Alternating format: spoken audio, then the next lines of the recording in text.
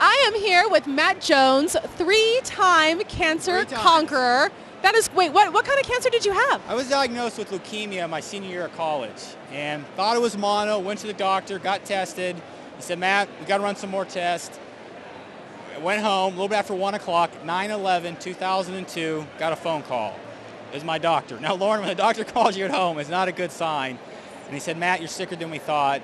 You need to check in the hospital. You have leukemia. Great news, in 3 months, I was in remission. I was like, yes, I feel like Rocky Balboa, you know, like knocked out cancer. Everything was great. I went back to college. 7 months later, started feeling tired again, started noticing some spots, went back to my doctor. It came back again. I was like devastated. He said, Matt, now you're going to get more chemotherapy, but you're also going to need a bone marrow transplant. So I was like, okay. So I got back in remission a second time, you know, feeling really good, feeling awesome. I'm like, you know, I don't really think I need a bone marrow transplant because I was just rocking. Graduated college, everything was great. January of '04, started having some massive headaches. So I went back to the doctor. You know the expression, when it rains, it pours? Yes. They discovered that the cancer came back for the third time and it spread to the fluid around my brain. And that's when I met Dr. Doom. And she came into my hospital room and she said, Matt, you have a less than 10% chance of living to age 30. She got up and she walked out. I just turned 30 last year. Isn't that rocking? I'm going to stand next to this guy. He has to be the luckiest guy on the face of the planet. Well, as a professional speaker, what I tell people, Lauren, if you can see it, believe it's possible, you can do it. Amen. So what happened was, you know, worst case scenario, right? Things got worse. It spread to the fluid around my brain, and I slipped into unconscious state. Right around Valentine's Day 2004, doctors didn't think I was going to live. Called all my family, all my friends, but miraculously, against all odds, I recovered. Had a successful bone marrow transplant, Mother's Day 2004, walked out of the hospital, and I've been in remission ever since. That is awesome. But I did have some brain damage. Hopefully you can't tell too much. And I had to relearn how to walk. And in 2006, I completed the San Diego Rock and Roll Marathon. And I'm now in training to run the 2010 marathon in Rome. That is so cool. Oh my gosh. You're insane. Well, I had some brain damage, like I told you. But the message I really want to say to viewers, anyone watching this, is that, you know, especially in these economic times, a lot of people are going through some challenges. But I don't like the word challenge. I like to call them character building experiences. That's right, I like that. Because character is really forged in the fires of adversity. Yeah. But the thing is, you know, out of our darkest nights, many times comes our brightest days. So if you have a chance, you go to my website, MatthewDJones.com, and I have a demo video, and I'm going around the country right now sharing this story and my strategies of how you can overcome whatever challenges you face, but most importantly, achieve the goals and dreams that you never thought possible. Which is very good. Now, wait, how long have you been doing this for? Ever since I recovered from my bone marrow transplants, first in about 2004. And I've just been speaking out there, sharing the story, because people need it. I've authored 3 books. The first one is called Going Through Hell, Don't Stop. Just passing through, thanks.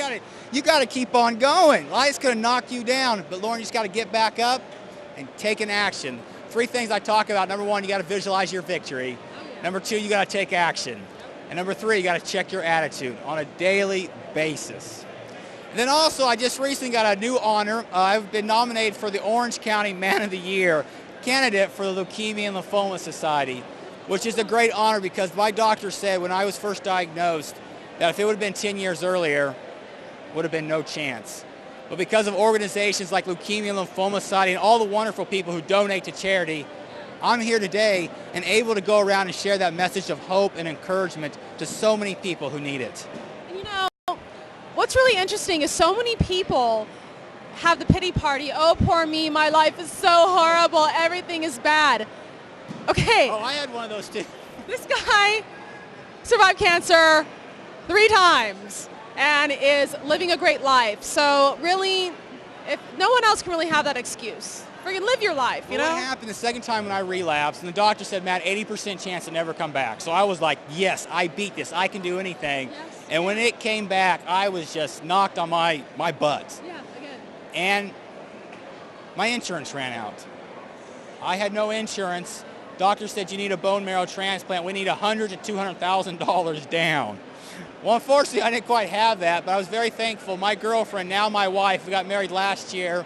Congratulations. Yeah, thank you. Ariella started a fundraiser and raised the money that was necessary so I could go ahead and get a bone marrow transplant. But what happened was, during that time, I became very depressed. And I threw, like you said, a little pity party. Now, the problem with pity parties is not very many people come. No. And the ones who do, they don't bring any gifts. No. And then I met Nurse Ratched. Now, Nurse Ratched, she's kind of like, if you've seen Seinfeld, you remember the soup Nazi? Yes. She was the nurse Nazi. And she came in and she said, Matt, you need to get up, put a smile on your face, and get in there and take a shower because you stink. I like her. Well, and it was right, because that's what I needed. Because not only did I stink physically, I stunk what? And I just really want to close this out with one thing. One of my favorite books, I'm a big believer in reading because you got to feed the mind daily, is by Man's Search for Meaning by Dr. Viktor Frankl. And he was a Jewish psychiatrist placed in a Nazi concentration camp. And he wrote that everything can be taken from a person except one thing, the last of their freedoms, to choose one's attitude in any given set of circumstances. I love that. Do me one favor really quick. I want you to tell them again what your website is and how to go to your seminars. Matthew D. Jones, the website. That's Matthew, 2 T's, MATTHEW, DJONES. And I have a demo video, also a brochure and information about my books, Going Through Hell, Don't Stop, and Life's a Marathon. And remember, if you can see it, believe it's possible, you can do it.